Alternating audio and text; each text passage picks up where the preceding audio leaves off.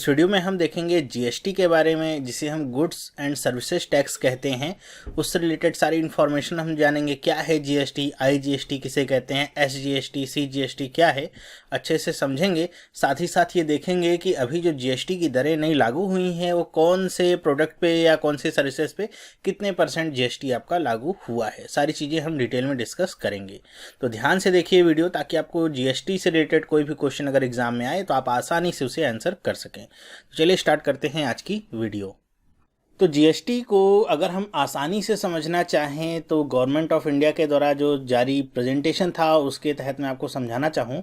जैसे यहाँ पे आप देखिए तो आपको कॉर्नर में एक लोगो दिख रहा होगा, जिसमें लिखा है one nation one tax and one market. मतलब एक देश एक टैक्स एक मार्केट। कहीं भी आप पूरे देश में कोई भी वस्तु खरीदेंगे आपको पूरे देश में वो एक ही कीमत पे मिलेगी। यही लक्ष्य है जीएसटी का। तो जीएसटी को आप अब समझ गए होंगे कि यहाँ पे पहले हम देखते थे कि जो टैक्सेस थे वो हर एक राज्य में अलग अलग हुआ करते थे, और राज्य के कुछ अपने टैक्स होते थे और सेंट्रल गवर्नमेंट के कुछ अपने टैक्स होते थे। जैसा कि यहाँ पे दिख रहा होगा आपको कि सेंट्रल एक्साइज ड्यूटी होती थी, एक्स्ट्रा ड्यूटीज़ होती थी, सर्विस टैक्स, सरचार्ज, सेस, और स्टेट के वैट अपने होते थे, परचेज टैक्स, एंटरटेनमेंट टैक्स, सब कुछ होता था। और जैसे अगर सेंट्रल गवर्नमेंट की बात करें तो ये तो पूरे देश के लिए आपका सेम रहेगा, लेकिन अगर स्टेट की बात करें तो वैट देखते थे हम, हर एक राज्य का अपना अलग अलग होता था। कहीं 14% होता था, कहीं 18%, कहीं 20%। तो ये आपको अलग अलग देखने को मिलता था। और इसी वैट के डिफरेंस की वजह से अगर कोई वस्तु किसी राज्य में 10 रुपए की है, किसी में 12 की मिलेगी और किसी में 7 की ही मिलेगी। तो वस्तुओं की जो कीमत है वो हर एक राज्य में वहाँ के टैक्स सिस्टम के हिसाब से अलग अलग होती थी। तो इससे थोड़ा सा यहाँ पे डिफ़िकल्टी पैदा होती थी, और कुछ लोगों को ऐसा लगता था कि अगर हमको 7 रुपये में किसी राज्य से कोई वस्तु मिल रही है तो हम 12 रुपये में क्यों खरीदें। जैसे अगर दो पड़ोसी राज्य हैं, वहीं पे एक वस्तु 12 रुपये में मिल रही है और दूसरा जो उनका पड़ोसी राज्य है अगर वो सीमा से सटे हुए हैं तो वहाँ पे 7 रुपये क्यों मिल रही। तो वो व्यक्ति उस वस्तु को 12 रुपये में खरीदने की बजाय अगर वो बॉर्डर पार करके जाए उससे 7 रुपये में ही वो वस्तु मिल जाएगी, तो वहीं से वो लेना अपने लिए उचित समझेगा। ठीक है। तो बहुत सारे यहाँ पे डिफरेंसेस होते थे, अलग अलग तरह के टैक्स होते थे जिनको हमको जानकारी रखने पड़ती थी। अगर आप एक बिजनेस चला रहे हैं तो आपको डिफरेंट तरह के टैक्सेस भरने पड़ते थे। तो ये सब झंझट से बचने के लिए सेंट्रल गवर्नमेंट की कोशिश थी। 2006 से ये चल रहा था, लगभग 10-11 साल हो गए हैं जीएसटी को अभी इस स्वरूप में आने में, जो अभी बिल के रूप में सामने आ रहा है और जो लागू हो चुका है। कि यहाँ पे सेंट्रल गवर्नमेंट ने क्या कहा कि जो भी टैक्सेस हैं सबको मिला करके केवल एक टैक्स ही बनाया जाए, जैसे यहाँ पे आपको दिखाया गया है, जिसे जीएसटी का नाम दिया जाएगा। मतलब यहाँ पे क्या होगा कि अब अगर यहाँ पे जीएसटी कर दिया गया किसी वस्तु पे 10%, तो आप चाहे उसे उत्तर प्रदेश में खरीदें, चाहे मध्य प्रदेश में खरीदें, चाहे केरला में खरीदें, कहीं भी आप उस वस्तु को खरीदेंगे वो क्या होगा, उतने ही पैसे का मिलेगा। अगर कोई वस्तु 10 रुपये की है तो यूपी में भी उतने की, एमपी में भी उतने की, केरला में भी उतने की, हर जगह सेम प्राइस पे वो वस्तु आपको मिलेगी। तो यहाँ पे थोड़ा सा सिंप्लीफिकेशन हो जाता है, हमारे लिए भी समझना आसान हो जाता है। और टैक्सेस को लेकर के जो इतनी प्रॉब्लम्स होती थी कि पहले भर दिया है टैक्स फिर आपको भरना है, ऐसा करना है वैसा करना है, वो सब चीज़ें भी सॉल्व हो जाती हैं। ये तो एक सिंपल लेमैन लैंग्वेज में मैंने आपको समझाया है कि जीएसटी होता क्या है। ठीक है। और इससे क्या आपके फ़ायदे होंगे, क्या परिणाम निकलेंगे, डिटेल में इसे आपको समझना है तो आपके सामने मैं एक वीडियो रखने जा रहा हूं। वो वीडियो जारी किया गया था मिनिस्ट्री ऑफ फाइनेंस की तरफ से, लगभग जब जीएसटी हमारा बिल पेश हुआ था, पारित हो गया था, उसके बाद ये वीडियो आया था। और इसमें हिंदी भाषा में ही आपको बहुत ही अच्छे से समझा रहे हैं। जो हमारे रेवेन्यू सेक्रेटरी थे हसमुख अढ़िया, उन्होंने इस वीडियो में बहुत ही अच्छे से समझाया है जीएसटी के बारे में। जीएसटी क्या है, क्यों इसे लगाया गया है, कितने टाइप्स हैं इसके। जैसे हम देखते हैं आईजीएसटी, ठीक है, सीजीएसटी क्या है, और यहाँ पे सेंट्रल और स्टेट के बीच में कितना % का बंटवारा होगा, कैसे होगा, वो सारी चीज़ें आपको इस वीडियो के माध्यम से बहुत ही अच्छे से समझ में आ जाएंगी। तो मैं चाहूँगा कि आप सबसे पहले वो वीडियो देखें। थोड़ा सा लंबा वीडियो है और अगर आपको समझना है जीएसटी के बारे में डिटेल में, ताकि आप हर एक प्रश्न का आंसर कर पाएँ, तो आप इस वीडियो को देखिएगा आराम से। बहुत ही लेमैन लैंग्वेज में उन्होंने समझाया है। इसके बाद वीडियो के बाद मैं आपको बताऊँगा कि अभी जो जीएसटी की नई रेट्स हैं, जो जीएसटी के नए रेट्स आए हैं सामने, हर एक वस्तु पे कितना % लग रहा है, हर एक सर्विसेज पे कितना % लग रहा है, वो मैं बताता हूँ। तो ध्यान से देखिए वीडियो, समझने का प्रयास करिए, बहुत ही अच्छा आपको समझ में आ जाएगा।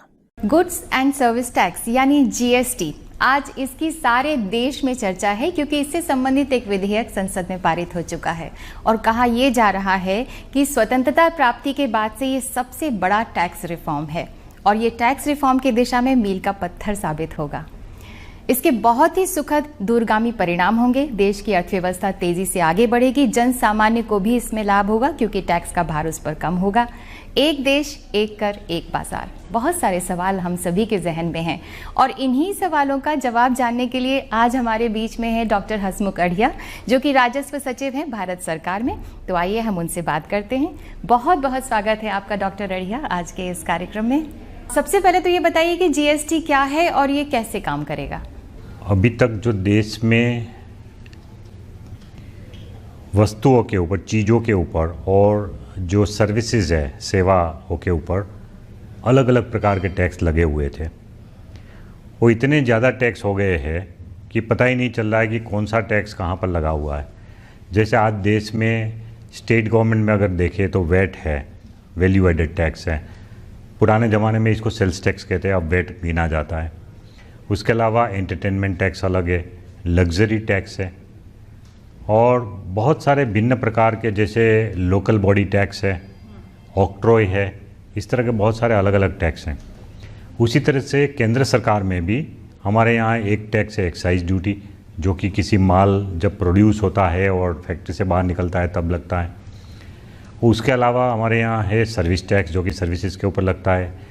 फिर there is a countervailing duty, then there is an additional excise duty. There are different kinds of taxes on goods and services. तो ये सब टैक्सेस जो अलग अलग प्रकार से स्टेट और सेंटर लगाती है, उसको इकट्ठा करके एक ही टैक्स हर चीज़ और हर सेवा के ऊपर लगाने का ये प्रयत्न है जीएसटी के नाम पे। सो जीएसटी ये एक ऐसा सिंगल यूनिफॉर्म टैक्स है जो कि स्टेट और सेंटर एक साथ लगाएगी और जिसके अंदर बहुत सारे छोटे छोटे जो टैक्सेस है, जो मैंने आपको नाम दिया, वो सब टैक्सेस इसके अंदर मर्ज हो जाएंगे। कुछ टैक्सेस इसके बाहर रहेंगे जो स्पेसिफिकली हमने बताया है, जैसे कि इलेक्ट्रिसिटी ड्यूटी इसमें नहीं मर्ज होगा। उसी तरह से जो स्टैम्प ड्यूटी, जो कि रजिस्ट्रेशन ऑफ प्रॉपर्टी के ऊपर होता है, वो इसमें नहीं शामिल होगा। लेकिन इसको छोड़ के बाकी सब टैक्सेस जो है इसमें मर्ज हो जाएंगे। ये बताइए कि सीजीएसटी और एसजीएसटी और आईजीएसटी ये तीनों में क्या फ़र्क है और क्या एक आदमी को तीनों भरना पड़ेगा और इसके अलग अलग एक्ट्स क्यों हैं? सीजीएसटी नाम अलग है क्योंकि सेंट्रल गवर्नमेंट को वो पैसा जाएगा, इसीलिए उसको सीजीएसटी बोलते हैं। Central GST is called CGST. दूसरा है एसजीएसटी, उसका मतलब है स्टेट जीएसटी।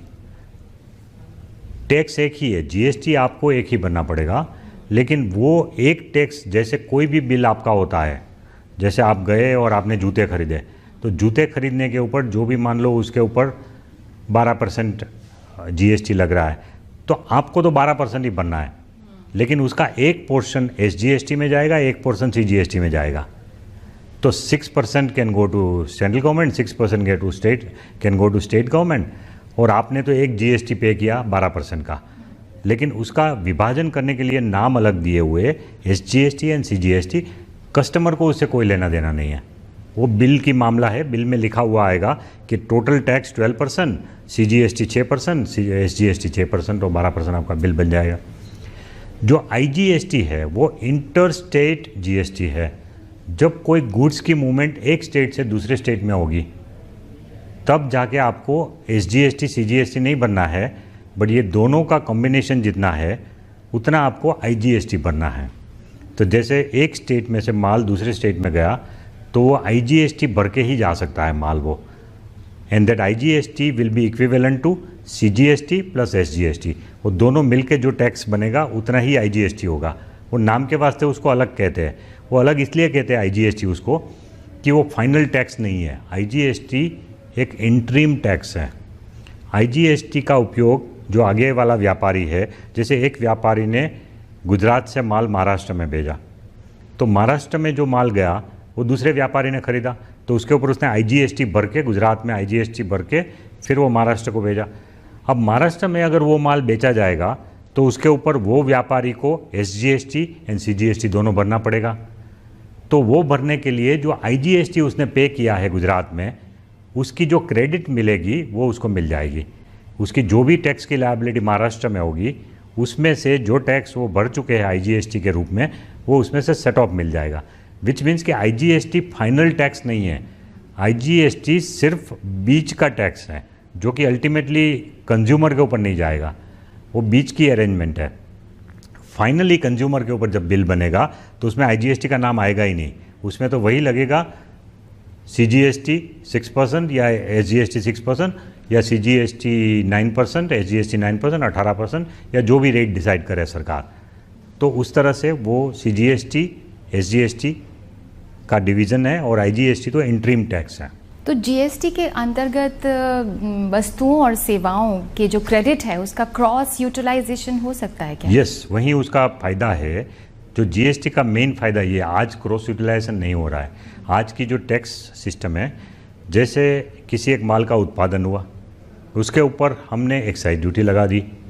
अब वो एक्साइज ड्यूटी भरने के बावजूद वो माल जब किसी स्टेट में जाके बेचा जाएगा तो उस स्टेट का VAT लगता है, वेट लगता है, और वो वेट जब भरने जाएंगे तब एक्साइज ड्यूटी की क्रेडिट नहीं मिल रही है उसको, वो इनपुट टैक्स क्रेडिट नहीं मिल रही है एक्साइज ड्यूटी, क्योंकि एक्साइज ड्यूटी सेंट्रल गवर्नमेंट का स्टेट टैक्स है और वेट जो है वो स्टेट गवर्नमेंट का है।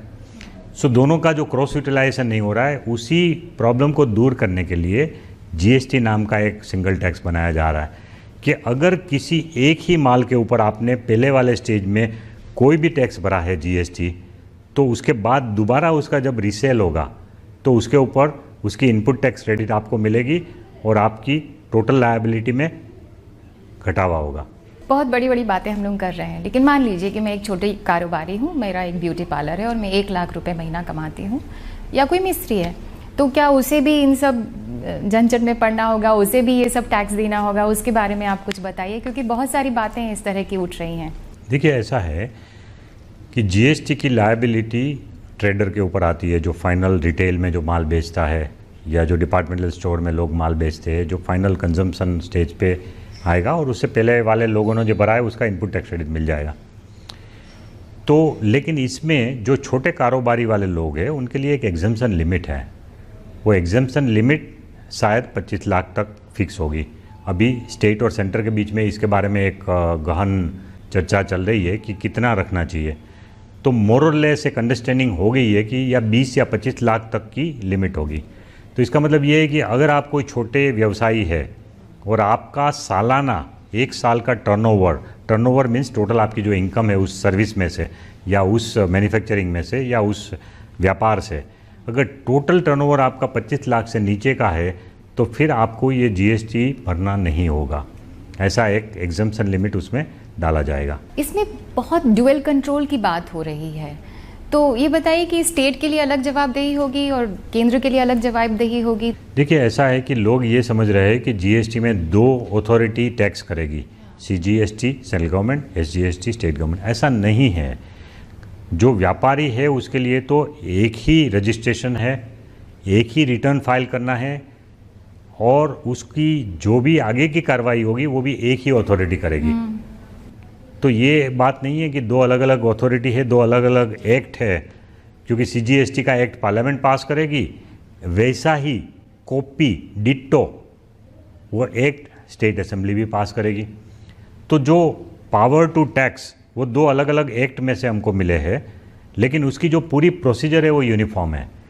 एक व्यापारी दोनों अथॉरिटी में अलग अलग रजिस्ट्रेशन नहीं करवाना है, उसको एक ही रजिस्ट्रेशन करवाना है एक स्टेज पे।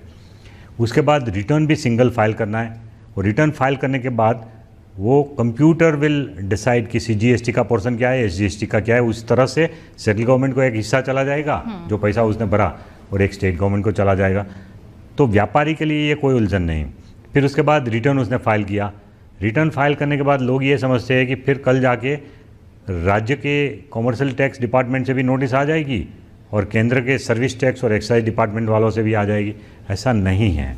एक ही कोई अथॉरिटी को ये पावर दिया जाएगा कि एक व्यापारी के साथ वही एक अथॉरिटी उनके साथ डील करेगी।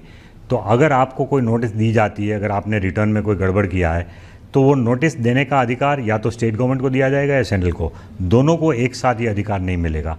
सो आपके लिए तो सिंगल अथॉरिटी ही होगी एज ए व्यवसायी के लिए, एक व्यापारी के लिए तो सिर्फ एक अथॉरिटी के साथ डील करने का होगा। आपने अभी रिटर्न की बात किया, तो सबसे पहले तो बताइए कि रजिस्ट्रेशन किसी व्यापारी को करना है वो कैसे करेगा, भुगतान करना है तो कैसे करेगा, और रिटर्न फाइल करना है तो इसकी थोड़ी सी प्रोसीजर आप समझाइए ज़रा। अभी देश में जिन लोगों ने वैट में रजिस्ट्रेशन ऑलरेडी लिया हुआ है और जिन्होंने सर्विस टैक्स का रजिस्ट्रेशन लिया हुआ है, एक्साइज का रजिस्ट्रेशन लिया हुआ है, उनको कोई नया रजिस्ट्रेशन लेने की ज़रूरत नहीं पड़ेगी। उनका जो डेटा है वो हमारे पास है ऑलरेडी, तो हम उनको ऑटोमेटिकली जीएसटी में माइग्रेट कर देंगे। वेट का जिस जिस स्टेट में रजिस्ट्रेशन उनका हुआ है वो सब, जैसे किसी एक स्टेट में लोगों ने अपना वेट रजिस्ट्रेशन लिया है तो उनको फिर से दोबारा रजिस्ट्रेशन की प्रोसीजर नहीं करनी है, बिकॉज जीएसटी आ रहा है। उनका पूरा डेटा हमारे पास आ जाएगा कंप्यूटर में, जीएसटी में।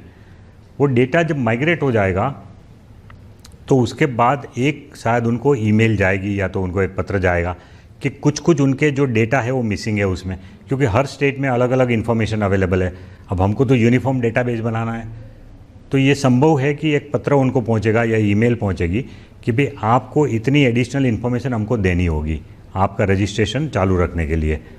उसके लिए एक अवधि दी जाएगी, एक समय दिया जाएगा, और वो बेसिक इन्फॉर्मेशन 2-3 चीज़ें जो है वो उनसे मांग ली जाएगी, और वो जब पत्र आए तो वो ऑनलाइन वो इन्फॉर्मेशन दे पाएंगे। उसके लिए उनको कोई ऑफिस में जाने की ज़रूरत नहीं है, पूरी रजिस्ट्रेशन की प्रक्रिया ऑनलाइन है।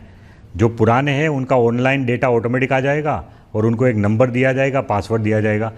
वो नंबर और पासवर्ड से वो अपना वेबसाइट का अपना अकाउंट खोलेंगे, अपनी सब डिटेल देख पाएंगे।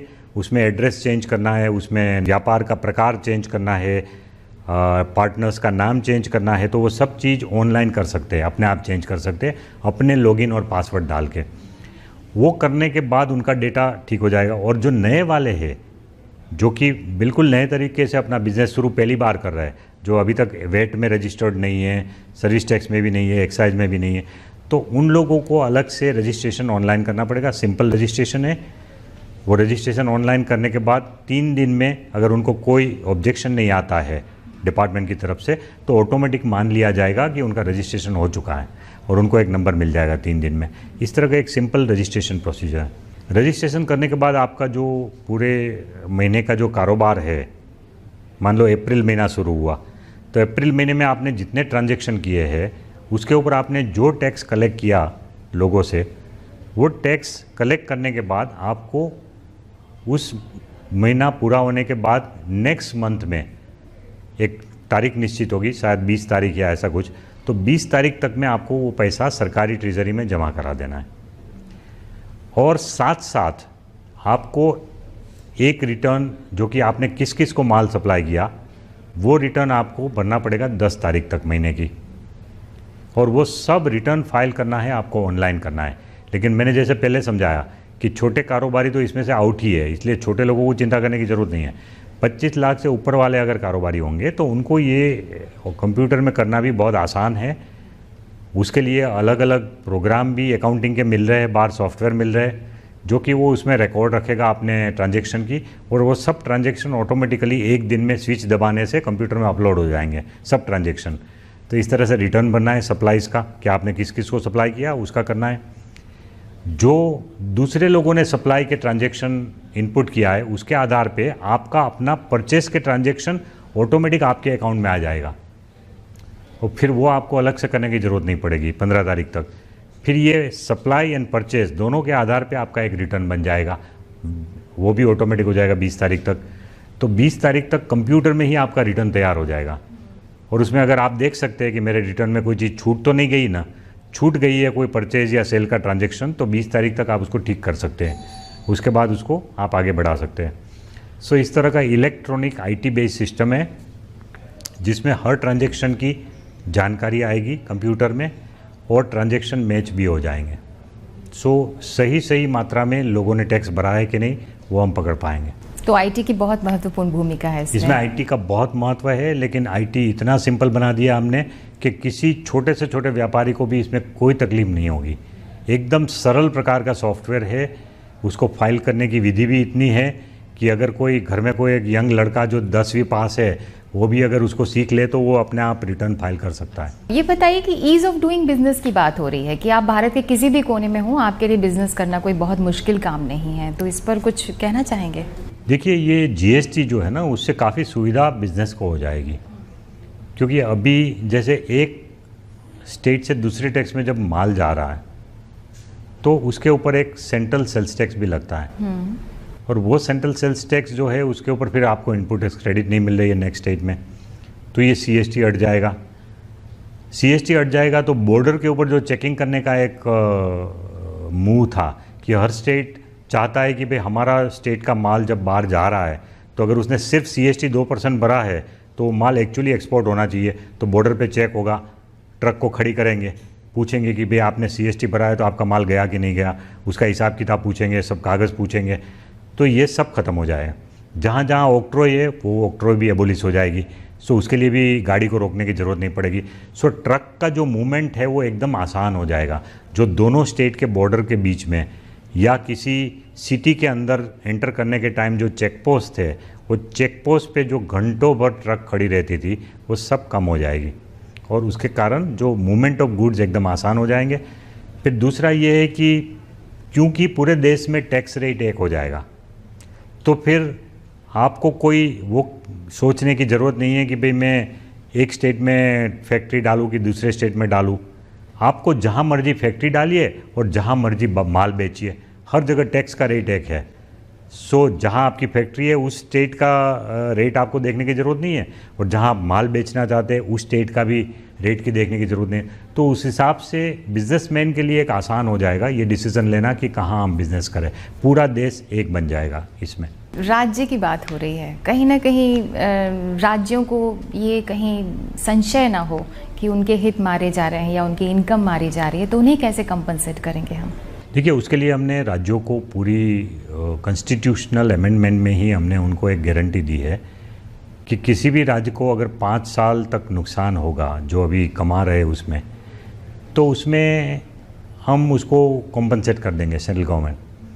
तो इसलिए राज्य को कोई चिंता नहीं होनी चाहिए, चिंता होनी चाहिए तो सेंट्रल गवर्नमेंट को होनी चाहिए कि ये जीएसटी लागू करने के बाद सेंट्रल गवर्नमेंट के पास इतने रिसोर्सेज आएंगे जो कि हमारा अभी का बजट की पूर्ति कर दे, और उसके अलावा हमारे पास इतने पैसे बचे कि हम स्टेट को भी कॉम्पनसेट कर सकें।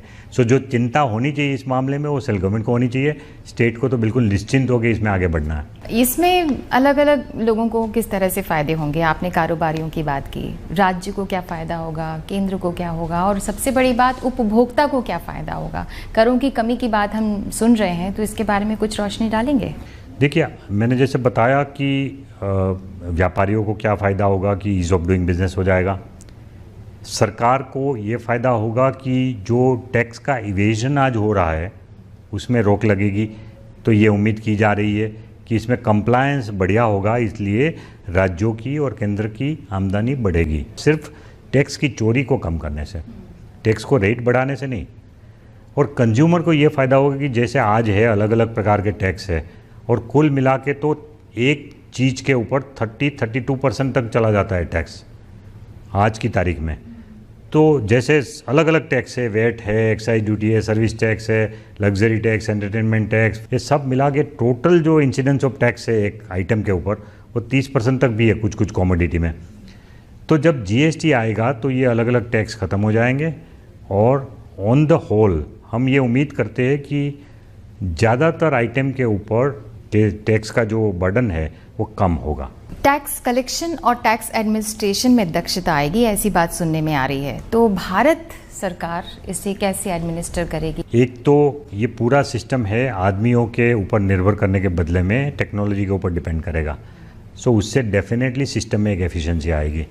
दूसरा कि एडमिनिस्ट्रेशन में जो ऑफिसर्स इन्वॉल्व है उनकी भी अच्छी तरह से ट्रेनिंग की जा रही है, ताकि ऐसा नहीं हो कि भाई लोगों को कोई गलत प्रकार की हैरेसमेंट हो। इसके सब नियम कानून सब अलग होंगे, तो हम स्टाफ की भी ट्रेनिंग कर रहे हैं और लोगों को समझाने के भी मॉड्यूल हमने बनाए हैं कि लोगों को प्रशासित करने के लिए भी कुछ ट्रेनिंग मॉड्यूल हम बनाएंगे, यूट्यूब में डालेंगे, सोशल मीडिया में डालेंगे, छोटे छोटे क्लिप्स डालेंगे, और जहाँ जहाँ संभव होगा हमारे ऑफिसर्स हर सिटी में टाउन हॉल में मीटिंग करेंगे व्यापारियों को समझाएंगे। इसके लिए भी हमने एक व्यापक अभियान का भी एक प्रबंध इसमें किया है, जो कि दिसंबर के बाद बहुत ज़ोर से शुरू होगा, लोगों को समझाने का जो प्रबंध है। तो दिसंबर से लेके मार्च तक में हम पूरी जगह फैल जाएंगे और लोगों को समझाएंगे कि ये जीएसटी क्या है, आपको कैसे कंप्लाई करना है। आयात जो राज्य से राज्य में होगा उसमें किस तरह से कर लगाया जाएगा? अभी जब कोई माल विदेश से आता है देश के अंदर, तो उसके ऊपर कस्टम ड्यूटी तो जैसे लग रहा था वैसे ही लगेगा। कस्टम ड्यूटी जीएसटी में शामिल नहीं हो रहा है, कस्टम ड्यूटी अलग है। बट कस्टम ड्यूटी के अलावा वहाँ हम लोग एक छोटा सा पोर्शन लगा रहे थे सीवीडी, जो एक्साइज ड्यूटी के बदले में लगाते हैं। जैसे मैं जूते अगर बाहर से लाता हूँ, इंपोर्ट करता हूँ, और जूते के ऊपर अगर देश में एक्साइज ड्यूटी 12% है, तो जो विदेश से माल आता है उसके ऊपर काउंटर वेलिंग ड्यूटी 12% की लगेगी, which is to compensate for the excise duty. और स्टेट के जो टैक्स है वो अलग है यहाँ, लेकिन वो इंपोर्ट के ऊपर नहीं लग रहे थे अभी तक। कुछ केस में हम एक एसएडी के नाम पे, स्पेशल एडिशनल ड्यूटी के नाम पे, स्टेट टैक्सेस के बदले में 4% ले रहे थे कुछ केस में, लेकिन पूरी तरह से स्टेट का वेट जो है वो इंपोर्ट के ऊपर नहीं लग रहा था। अब जब कोई माल आयात होगा तो उसके ऊपर आईजीएसटी लग जाएगा, जो भी आईजीएसटी का रेट होगा उस आइटम का। सो आईजीएसटी का रेट भी आइटम वाइज अलग अलग होगा। कोई आइटम पे 18% होगा, कोई पे 12% हो सकता है, कोई पे 24%, या जो भी उसका रेट है, जो रेट डिसाइड होगा वो जीएसटी काउंसिल जो डिसाइड करेगी, तो वो रेट के हिसाब से आईजीएसटी लग जाएगा। और वो आईजीएसटी लगने के बाद, वो इंपोर्ट होने के बाद, वो जब भी देश में बेचा जाएगा तो उसके ऊपर जो सीजीएसटी और एसजीएसटी की लायबिलिटी आएगी, उसमें से जो विदेश से माल आया तब आईजीएसटी जो लिया उसका इनपुट टैक्स क्रेडिट मिल जाएगा। तो एक तरह से एक सिंगल चेन बन जाएगी और उसमें डबल टैक्सेशन नहीं होगा इंपोर्ट के ऊपर। सो उस तरह से इसमें एक सुविधा हो जाएगी। आगे का क्या रोड मैप है, क्योंकि एक बहुत आशाओं के साथ, उम्मीदों के साथ हम इसकी ओर देख रहे हैं। ये तो सही बात है कि कहा जा रहा है कि भारतीय अर्थव्यवस्था तेज़ी से आगे बढ़ेगी, लेकिन अगर रोड मैप के बारे में कहें तो आप क्या कहना चाहेंगे? हम जानते हैं कि कौन कौन से एरिया में हमको काम करना होगा, उसका एक पूरा एक्शन प्लान बना हुआ है, और वो एक्शन प्लान के हिसाब से सब कुछ अभी तक तो ठीक ही चल रहा है। हमने अपने एक्शन प्लान में 30 दिन का टाइम रखा था स्टेट को रेटिफाई करने के लिए, कि भाई लोकसभा ने 8 अगस्त को पास किया, तो 8 सितंबर तक हमको कम से कम 16 स्टेट का मिल जाना चाहिए रेटिफिकेशन। और उसमें ऑलरेडी 15 स्टेट का आ गया है, एक और स्टेट का 2 सितंबर को हो जाएगा। तो उसमें हम लोग 5 दिन जल्दी चल रहे हैं, 6 दिन जल्दी चल रहे हैं। सो अभी तक तो टाइम टेबल ठीक चल रहा है। हमको जीएसटी काउंसिल की रचना करना है, उसके लिए 1 हफ्ता रखा है, वो हो जाएगा। उसके बाद जीएसटी काउंसिल में जो डिस्कशन करना है उसके लिए हमने 2 महीना रखा है। वो 2 महीने का टाइम भी वी होप कि डिस्कशन में राज्यों के साथ अच्छे से हमारे सब मसले निपट जाए। 2 महीने में थोड़ा सा ओवर टाइम काम करना पड़ेगा स्टेट और सेंटर को मिलके, लेकिन 2 महीने में अगर सब मसले निपट गए तो उसके बाद हम लोग फिर पार्लियामेंट में अपना बिल पास करेंगे, सीजीएसटी का, एसजीएसटी का स्टेट गवर्नमेंट पास करेगी, और फिर आईजीएसटी का एक्ट भी सेंट्रल गवर्नमेंट पास करेगी। और ये तीनों एक्ट पास करने के बाद वी आर रेडी। उसके बाद आईटी सिस्टम साइमल्टेनियसली चल रही है, ट्रेनिंग ऑफ ऑफिसर्स का काम साइमल्टेनियसली चल रहा है, करीब 60,000 ऑफिसर्स को ट्रेन करने का काम चल रहा है। और वो सब साइमल्टेनियसली करने के बाद by February we hope to be ready completely. साथ साथ बिजनेसमैन को भी हम अपील कर रहे हैं कि भाई आप भी अपना तैयारी कीजिए। उनका जो ईआरपी सिस्टम है, आईटी सिस्टम है, उसको जीएसटी के लिए तैयार करिए। इस तरह का हम व्यापारियों को भी विनंती अब से कर रहे हैं, जो बड़े बड़े उद्योग गुरु हैं उनको। और वी होप कि वो लोग भी अपनी टाइम टेबल बना के ये जीएसटी के लिए मार्च एंड तक तैयार हो जाए। तो हमारी तो ये उम्मीद है कि देश में इतना बड़ा सुधार कि जिसके लिए देश ने 10 साल तक राह देखा है, अब उसमें और कोई विलम्ब नहीं हो। तो केंद्र सरकार की तरफ से हमारी पूरी तैयारी है। हम कमिटेड है इस मामले में कि भाई जितना जल्दी हो सके जीएसटी को लगाना है। एक जो आखिरी सवाल एक लेमैन की हैसियत से मेरे दिमाग में आ रहा है कि जन जागरूकता कैसे फैलाएंगे? मान लीजिए किसी को कोई इस बारे में कोई शक है या उसके कन्फ्यूजन है, तो ये सब चीज़ें आप जन जागरूकता कैसे फैलाएंगे? लोगों तक कैसे पहुंचेंगे कि हम ये हैं, हम ये कर रहे हैं और आपको ऐसा नहीं करना है, कोई कन्फ्यूजन की ज़रूरत नहीं है? देखिए, इसके लिए हम आईटी के मॉड्यूल्स बनाएंगे, छोटे छोटे मॉड्यूल, जिसमें क्वेश्चन आंसर के रूप में ये सब क्वेश्चन के जवाब होंगे। सो अगर कोई भी आदमी इंटरनेट सर्च करेगा तो भी उस पर मिल जाएगा। उसके अलावा आईटी में मान लो वो नहीं पहुंच पाता है, तो हर जगह पे हम लोग मीटिंग करेंगे, छोटी छोटी मीटिंग भी छोटे छोटे शहरों में। फिर न्यूज़पेपर एडवर्टाइजमेंट के द्वारा भी हम इसका प्रचार करेंगे। और उसके अलावा हम एक कॉल सेंटर बनाएंगे स्टेट लेवल पे और सेंट्रल लेवल पे भी। तो हर स्टेट में एक बहुत बड़ा कॉल सेंटर होगा जिसमें 24/7 किसी को भी कोई क्वेश्चन है जीएसटी के ऊपर तो कॉल सेंटर में फ़ोन करके पूछ पाएंगे। इस तरह का एक कॉल सेंटर बनाने का भी प्रावधान हम कर रहे हैं। और जीएसटीएन की जो हमारी आईटी सिस्टम है उसका एक अलग कॉल सेंटर बनेगा कि किसी को अगर मान लो रिटर्न फाइल करने में दिक्कत आ रही है, किसी को समझ में नहीं आ रही है कि कौन सा बटन दबाए, तो उसके लिए भी फ़ोन करके वो कॉल सेंटर में पूछ के उसको कॉप अप कर सकते हैं। तो अपनी बात को इसी बात से सम अप करूँ मैं ये कहते हुए कि मेरा देश बदल रहा है, आगे बढ़ रहा है, जीएसटी जो है वो उसी को चरितार्थ कर रहा है। बहुत बहुत धन्यवाद डॉक्टर हसमुखड़िया जी। अभी हम बातचीत कर रहे थे डॉक्टर हसमुखड़िया से, जो कि राजस्व सचिव हैं भारत सरकार में। बहुत बहुत धन्यवाद, नमस्कार। तो वीडियो के द्वारा आपको ये तो समझ में आ गया होगा जीएसटी क्या है, कितने टाइप्स हैं, इसका रोड मैप क्या है, सारी चीज़ें बहुत ही अच्छे से समझ में आ गई होंगी। यहाँ पे अब मैं आपको एक एग्जाम्पल के तौर पे समझाता हूँ कि जीएसटी कैसे काम करेगा। पहले का जो सिस्टम था हमारा क्या था, अब का सिस्टम क्या है, दोनों में क्या डिफरेंस है, तो ध्यान से देखिएगा। और यहाँ पे जो मैं एग्जाम्पल ले रहा हूँ केवल वो एजम्पशन बेस्ड है, उसमें कोई भी सत्यता नहीं है रेट को लेकर के। तो केवल एग्जाम्पल के तौर पर उसे समझने का प्रयास करिएगा कि दोनों सिस्टम में क्या डिफरेंस है। मैं मानता हूं कि अगर कोई प्रोडक्ट है, मान लेता हूं एक्स है, एक्स प्रोडक्ट है। अगर यहाँ पे मैं बात करता हूं कि अभी तक जो हमारा टैक्स सिस्टम था, या कह लूँ प्रेजेंट टैक्स सिस्टम कहूँ, प्रेजेंट टैक्स सिस्टम मतलब जीएसटी वाला नहीं है, ठीक है। तो जो नॉन जीएसटी या कह सकता हूँ, या प्रेजेंट तो अभी रहा ही नहीं, तो नॉन जीएसटी जो हमारा टैक्स सिस्टम था वो क्या था, उसे समझने का प्रयास करते हैं। मान लेते हैं कोई प्रोडक्ट एक्स है, इसे बेचा जा रहा है कहाँ पे, लखनऊ से मान लीजिए बेचा जा रहा है कहाँ पे, कानपुर में, ठीक है। ये कानपुर में बेचा जा रहा है। कितना रुपए कीमत है इसकी, तो इसकी कीमत है 1000 रुपये, 1000 रुपये कीमत है। तो जब लखनऊ से इसे कानपुर में बेचा जाएगा, जो पहले नॉन जीएसटी सिस्टम था उसके तहत 1000 की कीमत पे वैट कितना लगेगा, वैट मान लेते हैं लग रहा है 10% का, तो 10% का वैट लगेगा 1000 पे, तो ये कितना हो जाएगा, 100 रुपये हो जाएगा। तो कानपुर में जो ये सामान पहुंचेगा तो कितना रुपए उसको पे करना पड़ेगा, 1100 रुपये पे करना पड़ेगा इस सामान के लिए, ठीक है। आगे यही जो प्रोडक्ट है कानपुर से बेचा जा रहा है कहाँ पे, न्यू दिल्ली में, ठीक है, दिल्ली में बेचा जाता है। तो अभी ये प्रोडक्ट कितने का है, 1100 रुपये का है। जो भी व्यक्ति इसको बेच रहा है वो अपना मार्जिन इसमें रखता है, प्रॉफिट मार्जिन 1000 रुपये का रखता है, तो ये कितने का हो जाता है, 2100 रुपये का हो जाता है। तो 2100 का जब प्रोडक्ट न्यू दिल्ली में बेचा जाएगा तो इस पे लगता था सीएसटी, मतलब सेंट्रल सेल्स टैक्स। मान लेते हैं उसकी भी जो दर थी 10% है, तो अगर 10% निकालें 2100 का तो कितना आ जाएगा, 210 रुपये। तो ये जो व्यक्ति यहाँ पे न्यू दिल्ली वाला होगा वो कितने में खरीदेगा उसे, 2100 रुपये तो उसकी कीमत ही है, और 210 रुपये टैक्स भी भरेगा, तो टोटल कितना हो जाएगा, 2310 रुपये उसकी कीमत निकलेगी उसी प्रोडक्ट की एक्स की। ओके, पहले लखनऊ से कानपुर गया तब तो वो एक ही स्टेट में था तो वैट लगा, लेकिन जब उसने स्टेट पार किया यूपी से दिल्ली में गया तो वहाँ पे सीएसटी लगा 10% का 210 रुपये, और ये 2310 रुपये उसकी कीमत हो जाती है प्रोडक्ट की न्यू दिल्ली पहुँचते पहुँचते।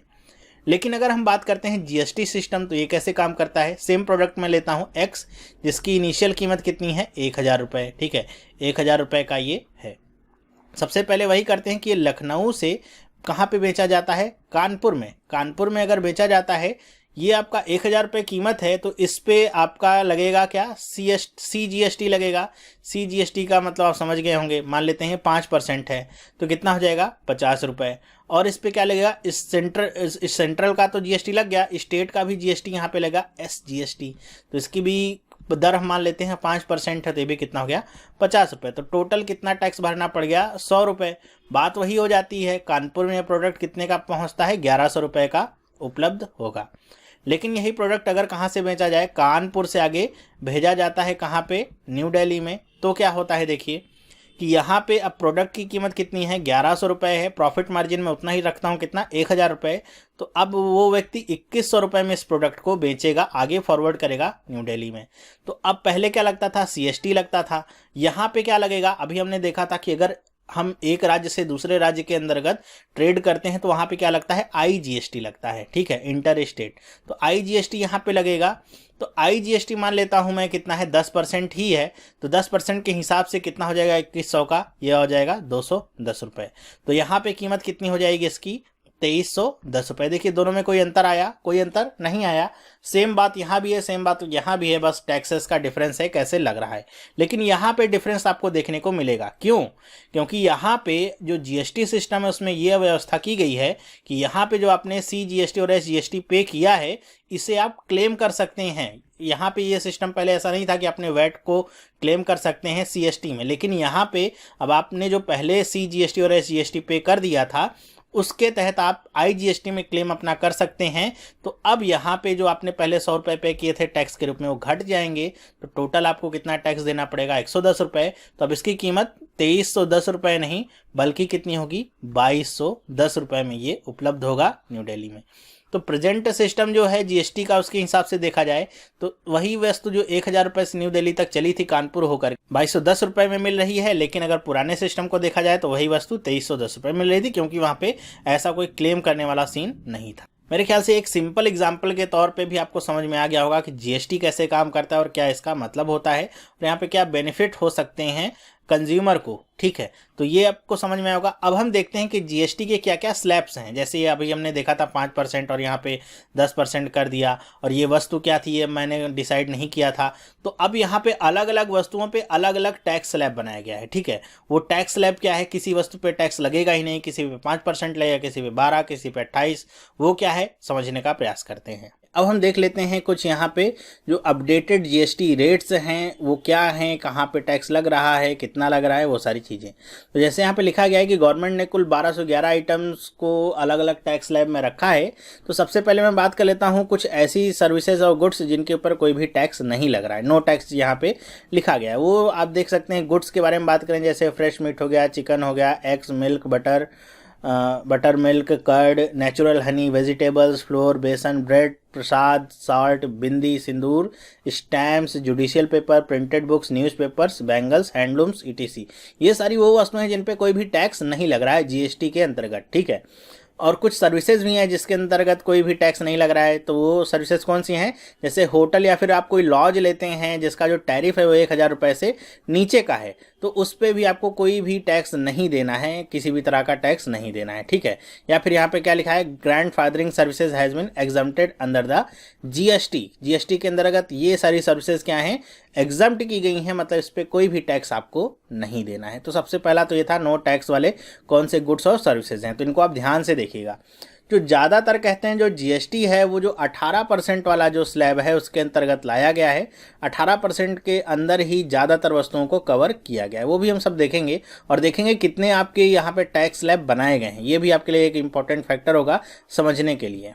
नेक्स्ट मैं बात करूँ तो जो आपका टैक्स स्लैब है वो है 5% का। 5% यहाँ पे टैक्स कौन से गुड्स पे लग रहा है, fish fillet, cream, skimmed milk powder, branded paneer, frozen vegetable, देखिए क्या है frozen vegetables, coffee, tea, spices, pizza, bread, rusk, sabudana, kerosene, coal, medicine, stent, life boat. इसमें आप कुछ चीज़ों को ध्यान से देखिएगा, जैसे केरोसिन, कोल, मेडिसिन, इस पे कितना लग रहा है, इस पे लग रहा है 5%, ठीक है। ये मतलब एग्जाम में पूछा जा सकता है, टी एंड कॉफ़ी ये, या इस पे कितना लग रहा है, 5% लग रहा है GST, ओके। और 5% टैक्स सर्विसेज कौन सी हैं जिस पे लग रहा है, जैसे ट्रांसपोर्ट सर्विसेज हो गए, रेलवे, एयर ट्रांसपोर्ट या फिर स्मॉल रेस्टोरेंट वगैरह हो गए, ये सब भी आपके 5% वाली कैटेगरी में ही आते हैं, क्योंकि क्या इनका मेन जो इनपुट है वो क्या है, पेट्रोलियम है। नेक्स्ट हम देखते हैं कि जो टैक्स स्लैब है वो कितने का है, 12% का है। 12% के अंतर्गत कौन कौन सी वस्तुएं हैं, जैसे फ्रोजन मीट हो गया, मीट प्रोडक्ट्स हो गए अलग अलग, बटर हो गया, चीज़ हो गया, घी, ड्राई फ्रूट्स जो भी हैं पैक्ड फॉर्म में, animal fat, sauces, fruit juice, bhujia, namkeen, ये सब 12% के अंतर्गत आएंगे। आयुर्वेदिक मेडिसिन, ये ध्यान रखिएगा, आयुर्वेदिक मेडिसिन कितने में है, 12% के टैक्स स्लैब में इनको रखा गया है। अगरबत्ती, कलरिंग बुक्स वगैरह जो भी हैं वो सब भी किस में है, 12% में ही है। सेल फोन्स ये भी देखिए किस में है, 12% के अंतर्गत ही इसको रखा गया है। 12% में कौन कौन सी सर्विसेज हैं, जैसे आप नॉन AC कोई होटल लेते हैं 1000 से ज़्यादा उसका टैरिफ होना चाहिए। या फिर बिजनेस क्लास का एयर टिकट लेते हैं, फर्टिलाइजर्स हैं या वर्क कॉन्ट्रैक्ट्स हैं, वो सब किसके अंतर्गत हैं? 12% के सर्विस टैक्स के अंतर्गत वो आएंगे। ये जो जीएसटी होगा ये 12% उन सर्विसेज पे लगेगा जैसे नॉन एसी होटल्स हो गए, एसी नहीं नॉन एसी, और जिनकी टैरिफ क्या होगी 1000 रुपये से ज़्यादा होगी, क्योंकि 1000 से कम वाले पे तो छूट है, कोई भी जीएसटी नहीं लग रहा है। ठीक है, आप बिजनेस क्लास का एयर टिकट लेते हैं तो उस पर भी आपको जीएसटी 12% का देना पड़ेगा। ओके, फिर हम देखते हैं कि 18% टैक्स के अंतर्गत कौन कौन से गुड्स आते हैं। इनमें देख तो सकते हैं आप कि सबसे ज़्यादा जो गुड्स हैं, सर्विसेज हैं, वो 18% के टैक्स स्लैब के अंतर्गत ही रखने का प्रयास किया गया है। और इसी के अंतर्गत सबसे ज़्यादा, अगर आपसे एग्जाम में क्वेश्चन आता है कि कौन से टैक्स स्लैब में सबसे ज़्यादा गुड्स या सर्विसेज हैं, तो आप कहेंगे 18% वाले के अंदर सबसे ज़्यादा गुड्स और सर्विसेज रखी गई हैं। ठीक है, इसमें देख सकते हैं पूरी लिस्ट आपको मिलेगी। इसमें कुछ चीज़ें हैं जैसे प्रिजर्व वेजिटेबल्स किसके अंतर्गत हैं 18% के अंतर्गत, कैमरा स्पीकर सीरीज आते हैं 18% के अंतर्गत, या फिर जैसे मिनरल वाटर है ये भी आपका 18% के अंतर्गत आता है। और यहाँ पे नोटबुक्स और स्टील प्रोडक्ट्स ये भी आपके 18% के अंतर्गत ही आते हैं। प्रिंटेड सर्किट बोर्ड्स ये सब जो होते हैं ये भी 18% के अंतर्गत ही आएंगे। तो कुछ इंपॉर्टेंट हैं, आइसक्रीम्स वगैरह हो गए, जिनको आपको ध्यान रखना चाहिए। एग्जाम में पूछेगा तो आप, या अपने से आपको एग्जाम्पल देना होगा 18% गुड्स के अंतर्गत कौन कौन सी चीज़ें हैं, तो आप इन सब चीज़ों को एग्जाम्पल के तौर पर लिख सकते हैं। ये आसान है याद रखना। कैमरा, स्पीकर, प्रिजर्व वेजिटेबल्स हैं ये, ठीक है, फ्रेश वेजिटेबल्स नहीं है, जो प्रिजर्व करके रखी गई वो वेजिटेबल्स हैं। Mineral water, notebooks, steel products, printed circuit boards, monitor, ये सब आपके 18% के अंतर्गत आते हैं। और सर्विसेज कौन कौन सी हैं 18% के अंतर्गत? एसी, वो सारे AC hotels that serve liquor, liquor का मतलब मादक पदार्थ समझ सकते हैं, कोई पेय पदार्थ जो वहाँ पे सर्व किया जाता हो। टेलीकॉम सर्विसेज भी किसके अंतर्गत हैं 18% के अंतर्गत, मतलब जो हम बात करते हैं फ़ोन से, वो जो सर्विसेज हैं वो सारी किसके अंतर्गत हैं 18% के अंतर्गत हैं।